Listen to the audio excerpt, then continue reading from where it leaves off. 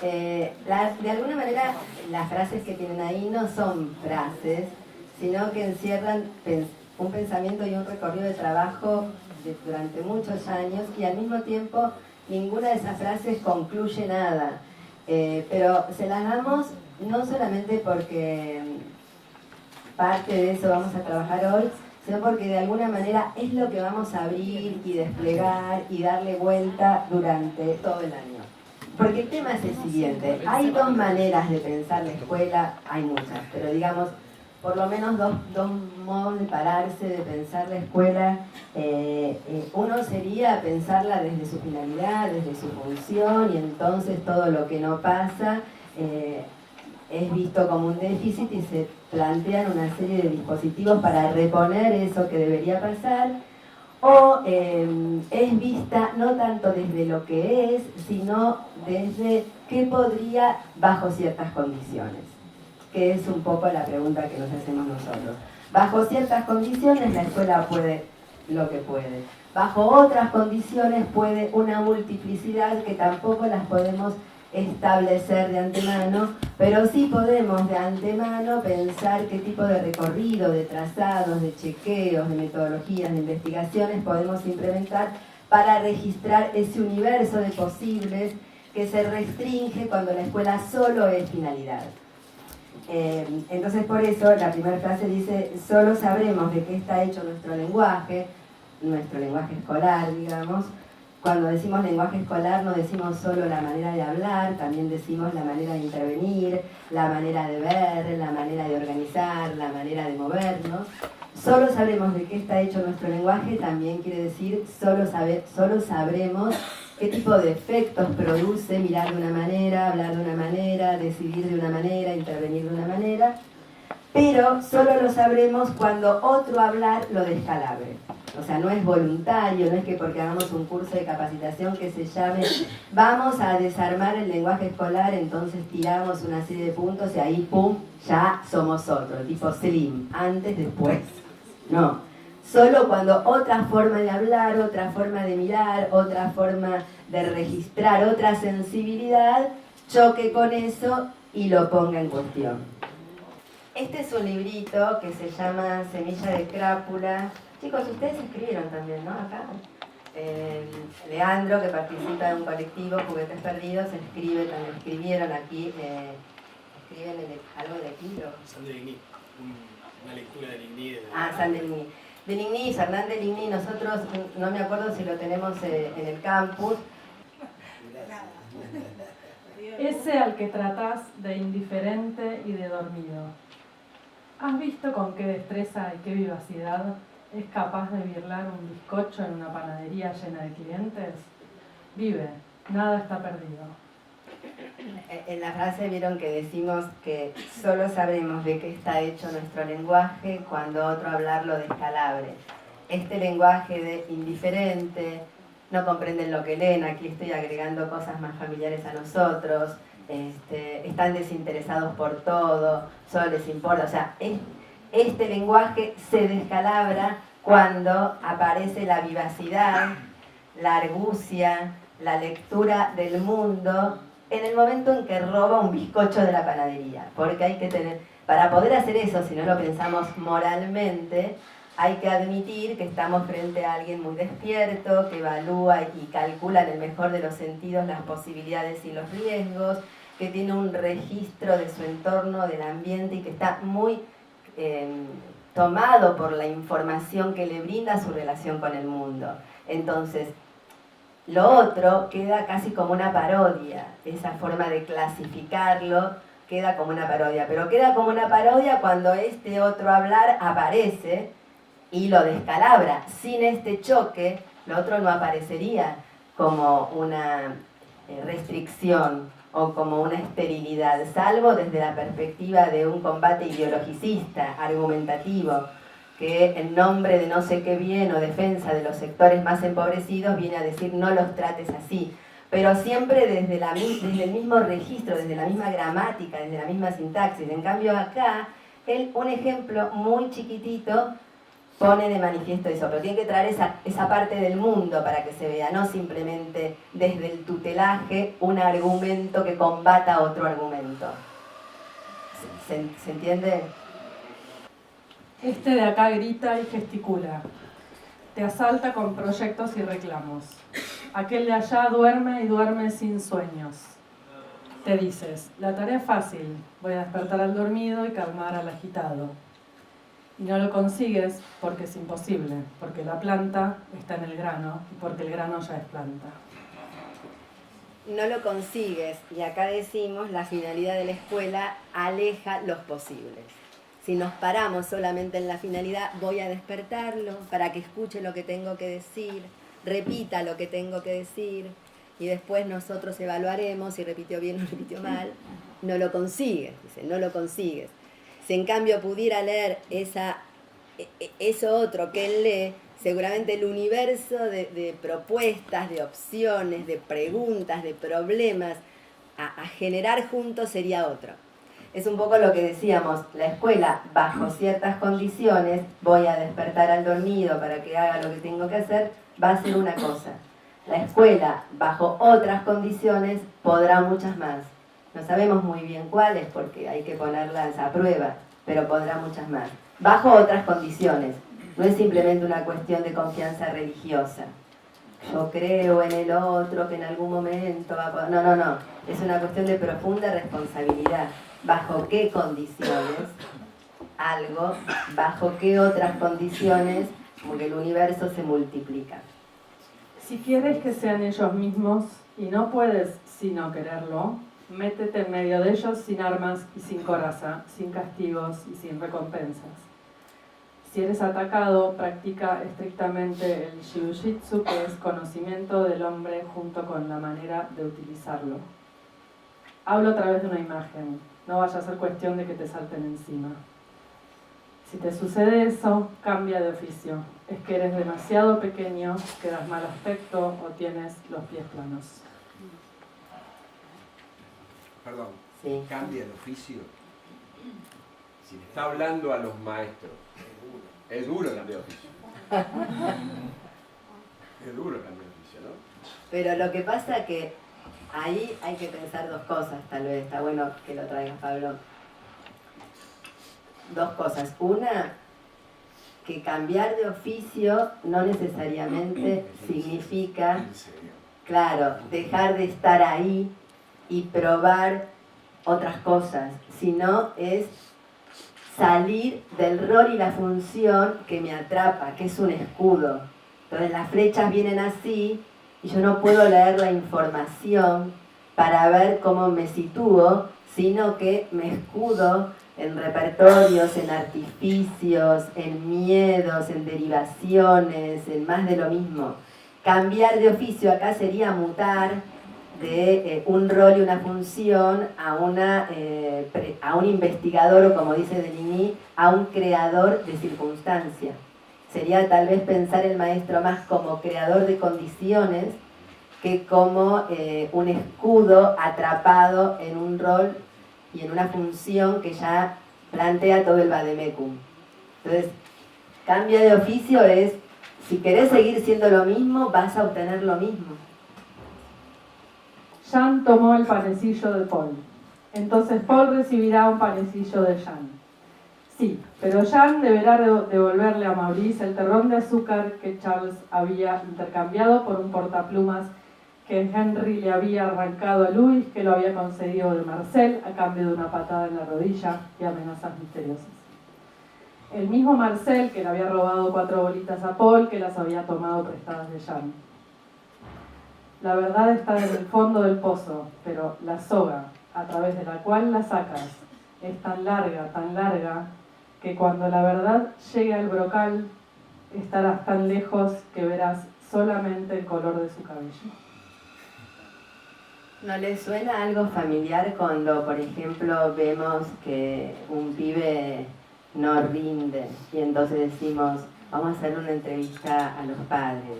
Y entonces empezamos a meternos en su biografía, a ver si encontramos la causa que explique por qué ese pibe no rinde. Entonces le preguntamos por su familia, por las relaciones, como si meternos en el medio de esa supuesta biografía alterara algo las cosas.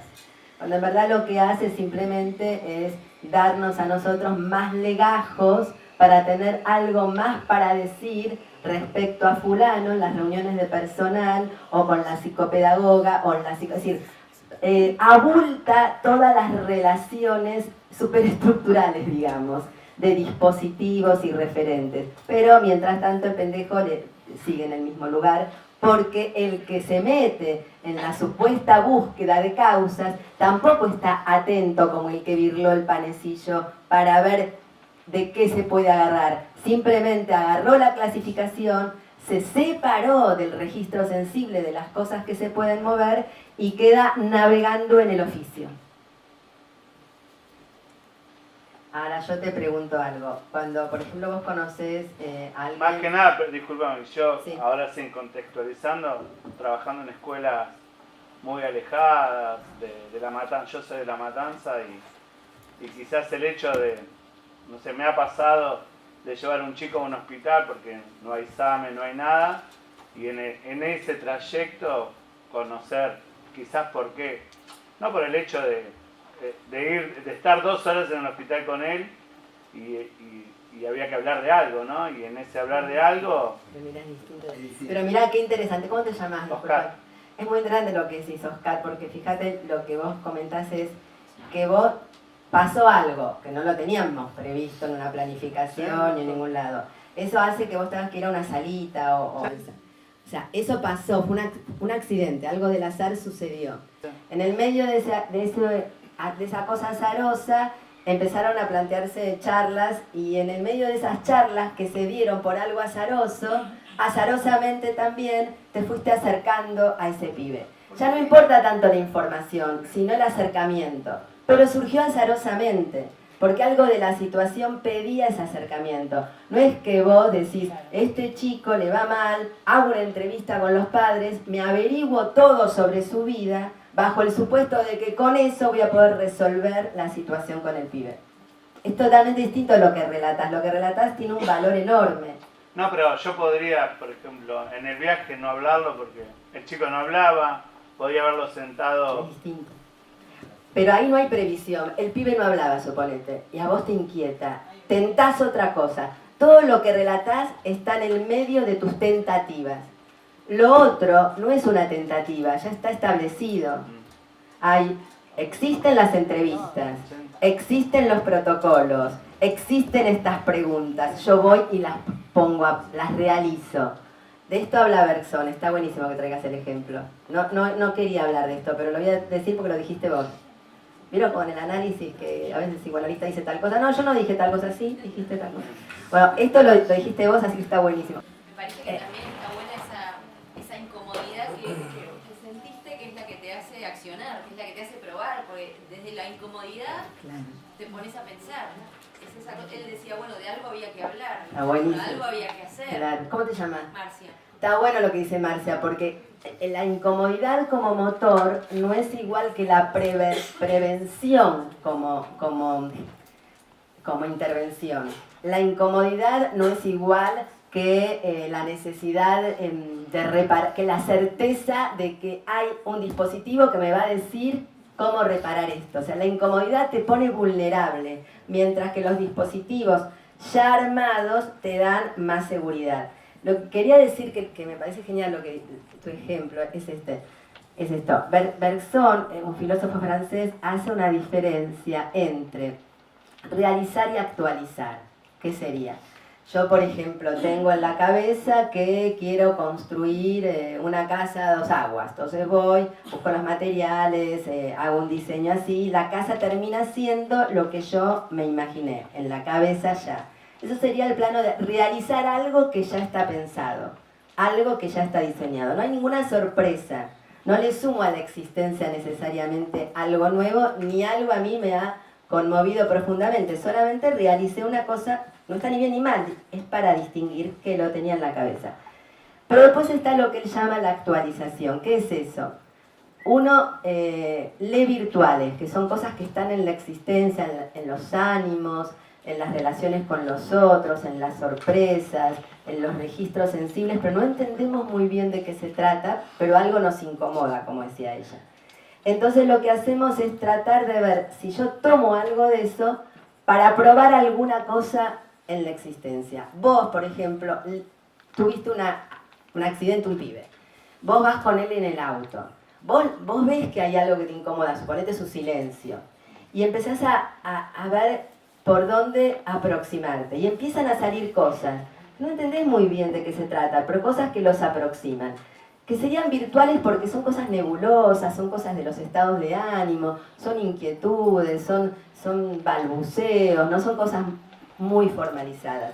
Y a vos se te ocurre a partir de ahí que podrías, por ejemplo, pensar con el pibe la posibilidad, qué sé yo, bueno, voy a leer algo, de hacer una revista en la escuela sobre algo que el tipo te sugirió en relación con el barrio. No sé, digo cualquiera. La revista no es la realización de algo que vos tenías en la cabeza.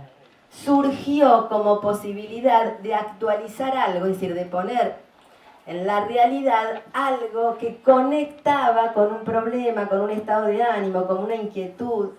Entonces, esa es la gran diferencia entre leer algo que surge y yo no lo tenía pensado y ver qué material me da eso para inventar alguna cosa o proponer alguna cosa sin tener certeza de su realización o de su finalidad, con cumplimentar con dispositivos que ya están previamente a las situaciones diseñados. Bueno. Sí, quizás agregando este ejemplo, lo que ocurre en el encuentro entre él y el pibe cuando va al médico es que él se sale del rol. Claro. Se permite hacer algo que quizás en la escuela no hubiera sido posible. Esto de leer los registros sensibles se pudo dar, lástima que fuera de la escuela. Ojalá se pudiera dar también dentro, ¿no? ¿Cómo es tu nombre? María Elena. Está bueno lo que dice María Elena, porque en realidad, fíjense, todo el material que puede leerse cuando salimos del rol, y yo diría al revés, todas las cosas que nos perdemos de ver, y nos perdemos de pensar, y nos perdemos de probar, cuando estamos muy arropados del rol, porque el rol tiene muchos atributos, mejor dicho, tiene atributos muy diseñados, muchos, pocos, pero muy diseñados. Mientras que el fuera de rol no tiene diseño. Y eso también da cierto temor, que es como comprensible y hay que ver qué se hace con eso, ¿no? Pero no hay diseño. Lo cual no significa que no se puedan bosquejar cosas, pero no hay diseño. El bosquejo va a ser producto de la lectura que hagamos, mientras que el diseño ya estaba armado. Bueno, entonces no digo demasiado sobre eso, pero transporte de elefantes surge, creo que esto es interesante porque también se pone de manifiesto esto que decimos acá, que es que no hay problemas que resolver sino desplazamientos que provocar. No hay problemas que resolver sino desplazamientos que provocar. ¿Qué quiere decir eso? Transporte de elefantes surge de esta manera, una escuela de autogestión en Moreno. Bueno, los directores le manifestaban a gente que en ese momento participaba del colectivo Situaciones, en ese momento existía el colectivo Situaciones, que los pibes tenían dificultades para leer. Entonces piensan juntos qué es lo que se puede hacer para pensar esto. Verónica Gago y Diego Stulgar, que son los que no eran docentes de la escuela, son investigadores, filósofos, gente que participa en colectivos micropolíticos, piensa la posibilidad de hacer un taller. Lo que al principio se planteó como un taller, digamos, de escritura, para tratar de navegar esta dificultad en la lectura y en la escritura, devino después una especie de experiencia filosófica. Y los pibes terminaron escribiendo este librito con la coordinación de ellos. Por eso digo, hay condiciones que crear, hay que laburar mucho para producir otra cosa. Terminan haciendo esto. Entonces, el primer motor del problema, los pibes no leen, fue olvidado, no importó, no se resolvió eso, se desplazó. Se creó un escenario de pensamiento sobre la vida de los pibes en el barrio con un producto muy concreto que es la escritura de este cuadernillo, para lo cual hubo que laburar mucho. Entonces no se resolvió el problema, no leen el librito que les di, no saben las ideas principales y secundarias. Ahora saben las ideas principales y secundarias, eso ya es resolver. Sería como realizar. Lo que tengo en la cabeza después ocurre. No, ocurrió otra cosa. Nos olvidamos de la primera inquietud y nos pusimos a pensar todo lo que dio este intercambio en relación con el pensamiento y con la escritura. Ya estamos en otro problema, en el problema del pensamiento y la escritura. Sí, leemos rapidito eso y ya pasamos a la peli, que es seguir laburando esas cosas. Mi soledad, por Silvina Mangone. Los días para mí son casi iguales, una monotonía que jamás acaba, y si acaba una comienza otra. Hay algunas excepciones que me distraen, como por ejemplo el otro día me lastimé el pie corriendo, me costaba mucho moverme, pero sigue siendo el mismo ritmo de vida, una cosa común, como las preguntas tontas que a veces me hacen. Estar en el colegio es tener una vida predecible. Sé lo que más o menos voy a hacer en la próxima hora, a qué hora hago esto, a qué hora hago lo otro. El único momento inesperado que tengo es en mi casa, donde estoy sola. Tener mi espacio para lo que sea, estar en mi mundo, en donde nadie puede venir y tirar mis pensamientos. Donde invento e imagino cosas que nunca le conté a nadie y nunca lo voy a hacer. A veces la soledad no es tan mala. En estos espacios libres leo, dibujo, pienso, y en ellos no solo hay silencio y nada más, también cuando estoy rodeada de personas que pueden estar gritando y no me afectan nada. Estar en silencio o en medio de un griterío no me molesta para nada cuando el motivo es dibujar o solo pensar, ya que logro dispersarme, estar en la mía, comienzo y llego a tal extremo que los sonidos de mi alrededor desaparecen estando solo yo y mis pensamientos. Podría pasar una manada de elefantes a mi alrededor que no los escucharía. A veces vuelvo a la realidad de vez en cuando para ver qué es lo que me ocurrió y dándome cuenta de que pasó un buen tiempo. Esto para mí es bueno, pero para otros no. Me ven que me muevo sin responder, una habilidad de la cual ya algunos se dieron cuenta y otros no. Como por ejemplo mis papás, que me dicen que siempre estoy en la luna y viajando por ahí, de lo cual tan errados están. Esta es mi soledad, no es una rareza, no es algo por lo que se haga un lío. Pero les advierto que me pasa muy seguido, así que busquen la forma de llamarme la atención si quieren que les responda.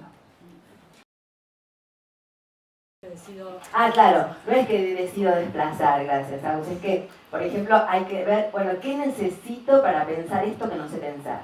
Entonces de pronto tomo nota, o me grabo, eso sí fue, ¿no? Sí. O grabo, y después escucho lo que grabo, y después lo charlo con nuestros compañeros, o con el tutor, che, a ver, ayúdame a pensar esto. Y ahí van apareciendo las posibilidades de desplazamiento. No es, porque si no uno sería un omnipotente, no existe esto, no es ni automático, ni en la soledad de los de TN. No es ese tipo, no es ahí. Ay, no quiero estar más sola, dejo a mis gatitos, a mis perritos y me voy, no sé, a buscar un chabón, qué sé yo. No es así. Entonces, pero sí es ver de qué recurso me tomo para que aparezca alguna posibilidad. Y ese recurso siempre tiene que ver con la polifonía, siempre tiene que ver con el intercambio, con una lectura, con la charla con compañeros, con la charla con un amigo, con la charla en el foro. O sea, siempre tiene que ver con buscar un lugar donde se aloje esto, que no sé muy bien, a ver qué puede organizarse.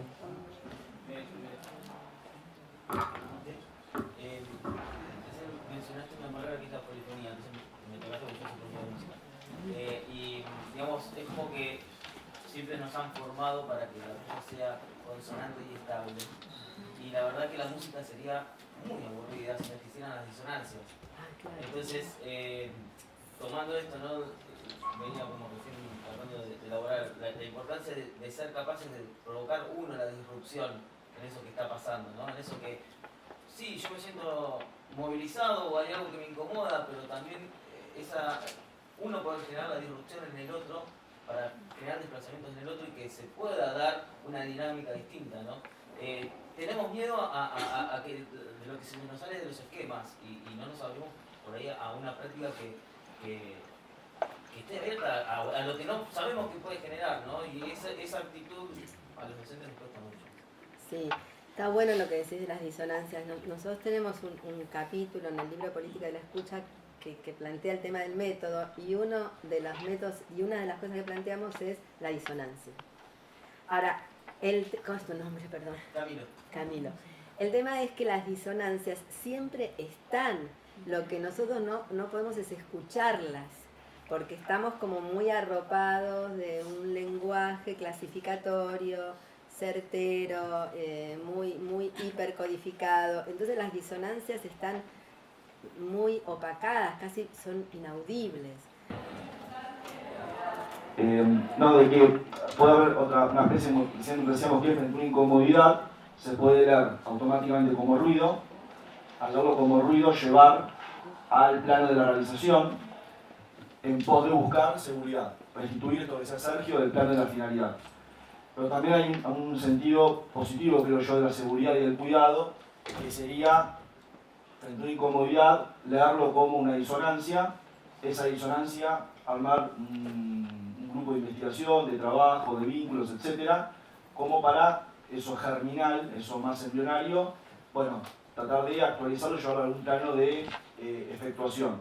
Y todo eso siempre es muy precario, ¿sí? Hay por un lado una precariedad que nos lleva a que sea bastante seguido y casi constante las incomodidades, pero hay una precariedad justamente de lo germinal, lo embrionario, que son en esencia el pasar, la palabra gestar. Bueno, cualquier cosa que se vaya a gestar necesita algo así como de un útero, ¿sí? Algo que lo vaya cuidando, protegiendo. Bueno, entonces hay también una cuestión de seguridad y de cuidado que es importante, porque todos sabemos por qué institución, cuando hablamos de leer disonancias de alguna manera más al plano de la actualización, cuando eso implica vínculos políticos también, ¿sí? Aparece la coerción, aparecen las presiones, llamados de atención, ¿sí? Entonces también como tener en cuenta ese rasgo, me parece, que es lo que decíamos con la ambivalencia de las palabras. Bueno, soledad no tiene por qué ser algo reactivo y negativo, bueno, cuidado tampoco, ¿sí?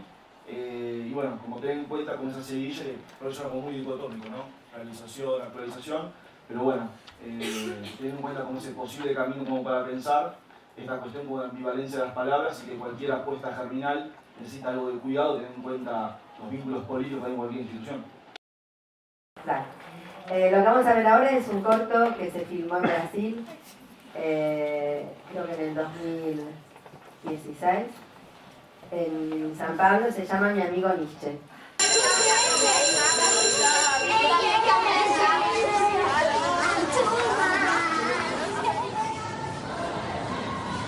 Lucas, você foi mal em todas as provas até agora.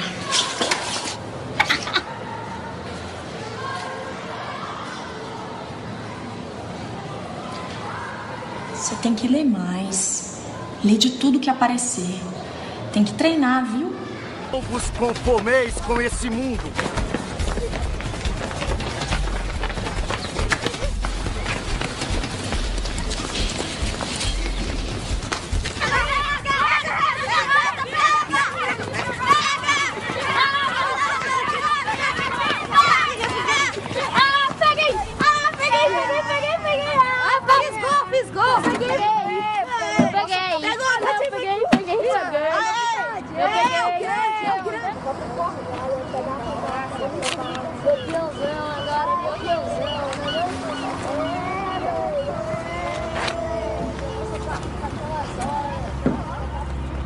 Desnatado,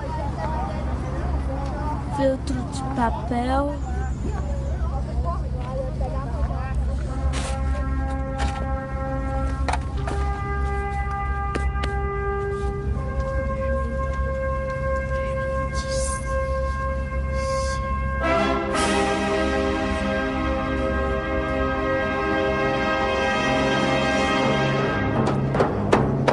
Esse bando de letra só fala Nietzsche? É, meu filho. É porque esse cara é do Nordeste. Oxi, nunca vi ninguém do Nordeste com nome assim. Não é o Nordeste do Brasil, não. É o Nordeste da Europa. É da Alemanha. Da Alemanha? É. Da seleção de futebol? Isso mesmo, filho. Esse livro fala de futebol? Fala, mas só fala na última página. Mas você não vai ler agora não, a última página não. Você vai começar do início, para você poder entender o livro direitinho, tá bom? Tá joia. Vai. Olha, esse livro é bom, mas é difícil feito cão, entendeu?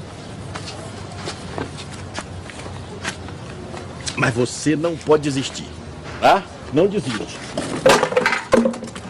E se você não entender as palavras, você sai feito um doido pelo mundo perguntando pra todo mundo, tá? Pra toda a gente, tá bom?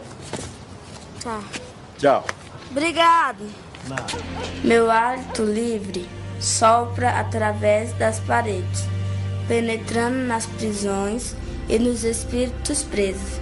E o grande meu dia será quando o homem estiver no meio do caminho, entre o animal e o super-homem, porque será o caminho para uma nova manhã, o caminho para o super-homem. Parabéns, Lucas, parabéns mesmo. Suas notas melhoraram em todas as avaliações. Avaliar é criar, professora. Sem avaliação, a existência seria oca.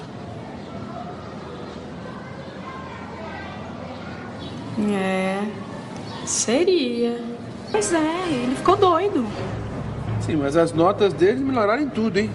Mas olha pra ele. Eu quero falar de superação, ser super-homem. Vocês querem voltar a ser animais ou vocês querem ficar acima do homem? Ser super-homem. Super-homem, super-homem, super-homem, super-homem, super-homem.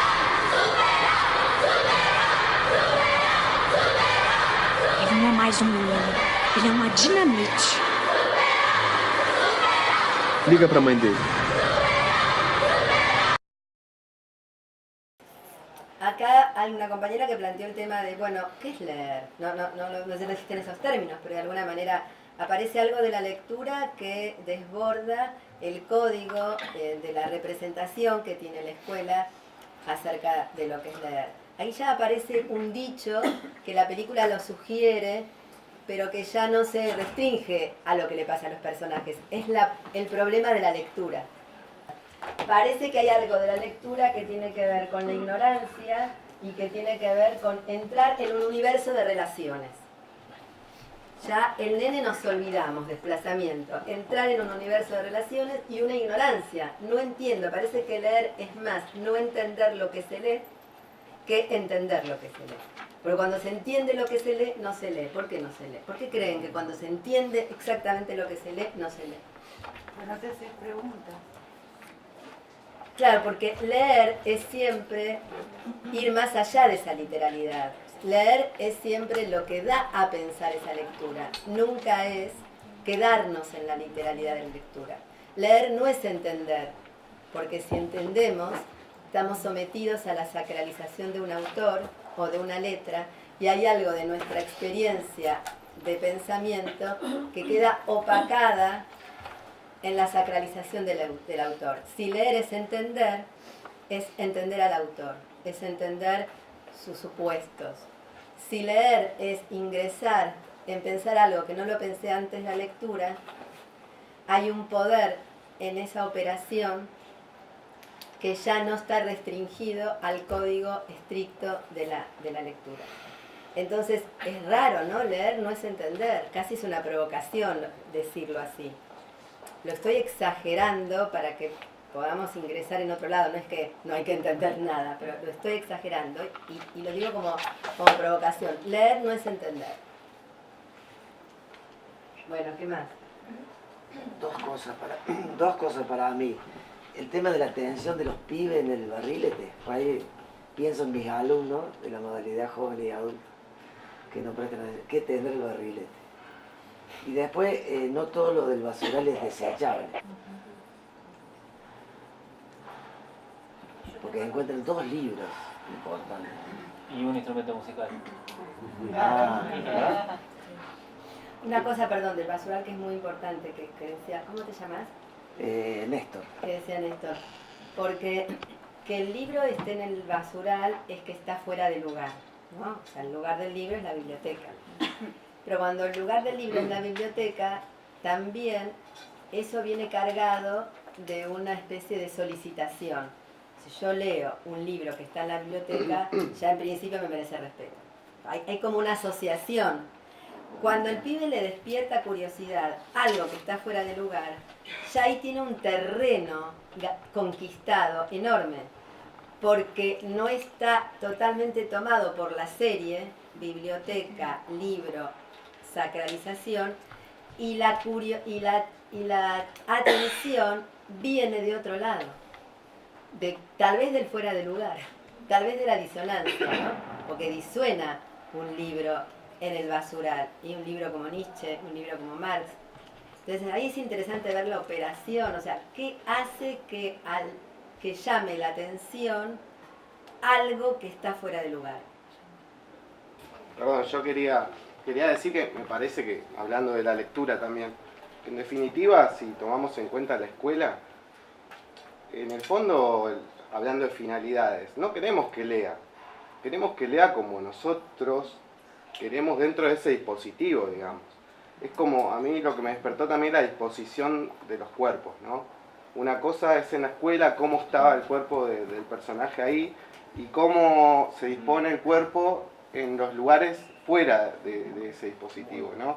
En el basural, en su propia casa, cómo también la escuela busca eso. Y después, otras dos cosas, hablando de Nietzsche, ¿no? Relacionándolo por ahí con otro filósofo que es Foucault, la sanción normalizadora, que la escuela, por más que el pibe leyó, tenía buenas notas, no estaba dentro de los parámetros, entonces había que generar una sanción normalizadora, pese a que el examen, otra de las cosas que tiene la escuela, había sido superado supuestamente. Entonces es como que siempre constantemente buscamos esto, que se lea dentro del dispositivo de la escuela.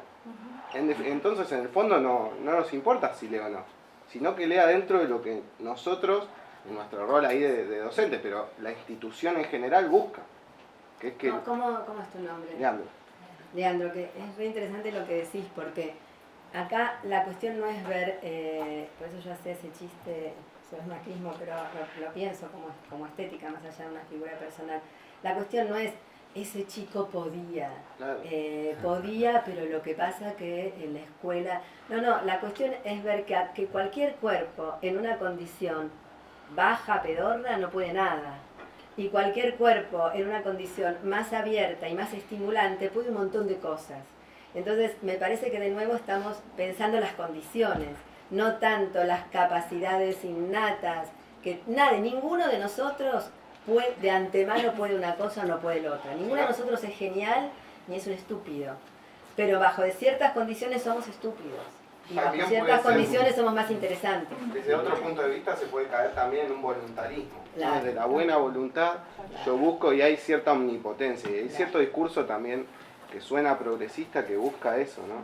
Una cierta omnipotencia de decir yo puedo con todo, lo vamos a lograr, vamos a salir adelante con el simple esfuerzo. Y va más allá, ¿no? Es Por eso me parece un montón de interesante cosas. lo que decía Andrés antes sobre cómo crear el útero que pueda cuidar lo que se está gestando germinalmente. Porque tal vez haya cosas que uno no pueda percibir, no es que las cosas van a ser grandiosas siempre o desde el vamos. Tal vez no hace falta que sean grandiosas nunca y va a estar atravesado por fracasos y errancias y pruebas todo el tiempo. Pero sí pensar entonces más que en ese resultado, cuál es el útero, cuál es esa condición que puede cuidar algo que está germinando. Me parece que ahí hay una clave. Yo pensaba también que a veces la escuela, digamos, para seguir sosteniendo el mismo dispositivo de obediencia en esto de los contenidos, ¿no? Digo, en algún momento fue exigente con esos contenidos, ahora lo que estamos viendo es como cómo se va relajando en esos contenidos, pero para que siga en el mismo dispositivo de obediencia, claro. no para probar otra cosa. Claro. ¿No? Entonces vemos que las escuelas se degradan en su contenido, pero lo que no abandonan es la posición de heteronomía, la posición de obediencia, la posición, ¿no? Digamos, no es que digamos, el problema no es bajar o subir contenido, sino es producir otra lógica que active otro tipo de vínculos con la lectura entre nosotros, ¿no? Digamos, cómo hacer no para degradar, porque si no vivimos como una solamente decadencia de eso, sino cómo producir otra cosa, un desplazamiento de ahí, ¿no? A mí también lo que me llama la atención ahí en relación con eso es que a la maestra le vuelve esa experiencia de investigación del pibe, ese devenir le vuelve como miedo, ahora es una bomba, y no puede ni siquiera leer la potencia que su intervención sí tuvo, la potencia efectiva que tuvo, o sea, la intervención efectiva que tuvo, que fue la de andá y lee. Lanzarlo, arrojarlo. Que tiene algo parecido a la del cartonero, que la del cartonero todavía es más amoral en un buen sentido, porque el cartonero incluso le miente, le dice sí, habla de fútbol, ¿no? Y después el libro le descalabra el lenguaje al pibe también, porque el pibe accede a leerlo bajo un lenguaje futbolero. Alemania, la selección. Pero el cartonero también le habla en imperativo, también le dice no desistas, ¿no? O sea, los dos le dicen que es tal lo que plantea Rancière, el maestro ignorante, que ya lo vamos a ver un poco más adelante en la cursada, pero capaz que algunos ya lo leyeron, que dice, cuando el maestro ya sabe lo que el niño tiene que aprender, ya sabe cómo tiene que aprenderlo, ya sabe en qué orden lógico, y ese proceso depende de la explicación del docente que ya sabe todo, el niño puede aprender esas cosas, pero sobre todo aprende que necesita a la autoridad. Lo que más se reafirma ahí es la premisa de la escena, que es que hay una autoridad que es el que sabe y sabe a dónde tiene que llegar el otro y en qué proceso. Y Rancière dice, puede haber un maestro ignorante que no sea un maestro explicador, es decir, un maestro que comparta, que tenga paridad con el chico en una ignorancia. La ignorancia, como lo que decía Silva, como condición de una investigación. No sabemos, entonces investigamos. Pero eso no es que destituya al maestro en su totalidad. Rancière dice, el maestro ignorante es maestro. ¿Qué hace el maestro ignorante? Exige, alienta. Le dice, dale, andá, lee, no desistas. ¿Qué? Emancipa. Bueno, emancipa, ese sería el efecto, ¿no? Pero en principio tiene una operación paradigmática, que es la de exigirle. Y la maestra ni siquiera puede registrar que hubo una operación de docencia efectiva, que fue la de decirle, lee todo. Porque como lo que le vuelve no está realizando lo que ella ya sabía que tenía que ser el proceso del pibe, solamente se le presenta un miedo, una cosa disonante, y ni siquiera puede leer cuál fue la potencia ahí operando. Igual Rancière agrega que se trata de una exigencia mutua. Claro. O sea, no es exigirle al otro, sino es una exigencia recíproca. Hay una exigencia para que la situación pueda abrirse. Se exige el maestro, el pibe, hay una exigencia hacia el pibe, hay una exigencia propia, sobre todo una exigencia propia. Entonces, si no hay una exigencia mutua, se vuelve una derivada de la explicación. Sí, porque también como docentes leemos un lenguaje que nos propone con esta actividad que hicimos al principio de la cursada de grabarnos, y no solo en el espacio del aula. Nosotros hacemos una lectura que de alguna manera nos queda como grabada y que después cuesta mucho salirse de eso, porque también funciona en el aula con los alumnos cuando nosotros ya hacemos un juicio previo, y después es muy difícil salirse de esa estructura. Y uno toma un personaje del que también en ese personaje se protege, ¿no? Que no incomoda tanto, porque hay que convivir. Por eso no hay que subestimar tampoco los temores y las incomodidades, y de nuevo lo que decía Andrés, y buscarse cuál es la condición que puede proteger esto que está germinando, pero que si me quedo sola o me quedo solo, no lo voy a soportar porque el abismo es muy grande. Entonces, ¿en qué red puede alojar esto para seguirlo en cursos que son indeterminados? Pero si no existe esa red o ese lugar de cuidado, seguramente voy a ir a lo conocido, porque nadie puede vivir en un estado de abismo o de una soledad desasosegada, digamos. A veces hay que estoy en un rol administrativo, el como sí, mire, esto es así, claro. Hasta acá cumplo, pero esto no va a pasar acá, yo digo, voy con la verdad, y en otros casos será bueno, utilicemos esto.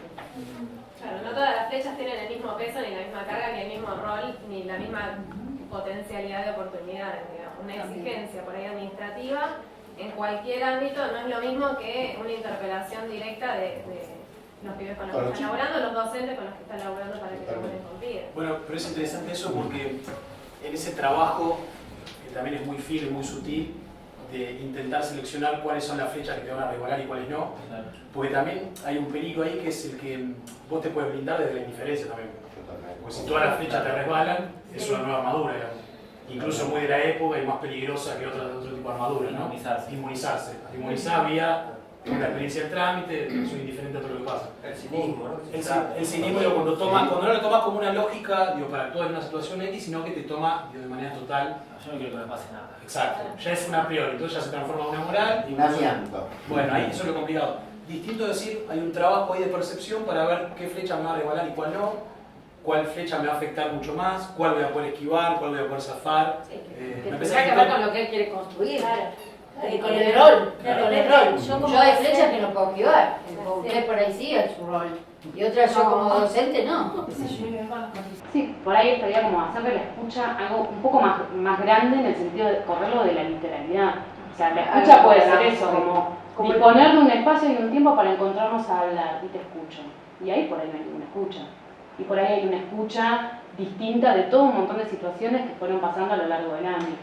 Por ahí volviendo al corto de sí, esto pensaba que podríamos mover la palabra leer por escuchar. Claro. Ahora. Sí, iba a eso como, fíjense todo lo que pasó desde que la maestra, en el corto por ejemplo, ¿no? Que dice anda y lee todo, a que vuelve como una bomba, todo lo que no se escuchó de lo que pasó y de lo que vivió Lucas en esa experiencia de lectura. Si podemos traducir lectura como escucha, como para traerlo a esto que estamos conversando, ¿qué modos tenemos de leer o bajo qué punto de vista leemos lo que acontece para poder movernos ahí? Si inmediatamente intentamos proponer bajo la lógica del punto de vista escolar, bueno, ¿qué opciones tengo? Ahora, si me corro de ese punto de vista, ensayo otro, entreno otro tipo de percepción, ¿qué otras posibilidades me habilitan? Si sirve para algo es para ver si somos capaces de ser fieles al acontecimiento, es decir, si somos capaces de imaginar modos de configuración de la escuela a partir de una información disonante, a partir de una información que descalabra la lógica de la escuela y que no alcanza con una flexibilidad, sino que requiere como una alteración, una mutación de su gramática, de su modo de estructuración.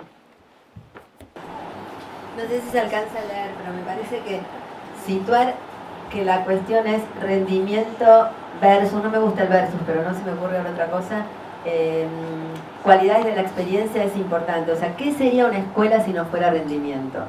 Pero ¿por qué la seguiríamos llamando escuela? ¿Cómo pensar una escuela más allá del rendimiento? Y tampoco borrando una cierta especificidad, por decirlo de alguna manera. Pero bueno, ahí hay algo para pensar, ¿no? ¿Qué sería una experiencia en el seno de un lugar al que vamos todos los días y nos encontramos, como decía Agustín, con un maestro también? Pero con un maestro que intenta pensarse en una exigencia mutua. ¿Qué sería? Así como decimos exigencia mutua, ¿qué otras imágenes se nos ocurren concretas y palpables para seguir pensando en la escuela? Porque obviamente la escuela tiene un valor simplemente porque está ahí y la gente sigue yendo. Nada más que el hecho de estar ahí y que la gente siga yendo, aunque vaya y venga, vaya y venga, vaya y venga, es la expresión de algo valioso y algo sentido. Bueno, ¿cómo pensamos estas cualidades de la experiencia si el rendimiento no es la brújula que nos guía?